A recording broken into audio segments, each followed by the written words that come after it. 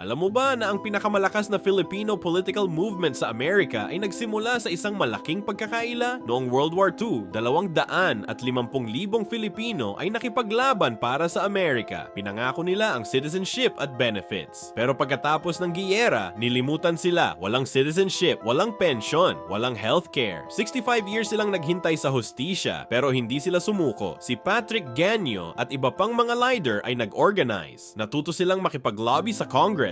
Naging political force sila. Sa wakas, noong 2009, nakuha nila ang recognition. Pero mas importante, natuto ang mga Filipino-American na mag-organize. Ngayon, ginagamit nila ang mga tactics na ito para protektahan ang OFW rights. Nag-i-influensa sila sa US foreign policy sa Pilipinas. May sarili silang congressional networks. Ang betrayal na ito ay naging blessing in disguise. Naging isa sa pinaka-effective na ethnic advocacy system sa Amerika. Lesson, ang injustice ay maaring maging simula ng mas malaking movement para sa pagbabago. Ano sa tingin mo? Dapat ba nating gayahin ang kanilang organizing tactics dito sa Pilipinas?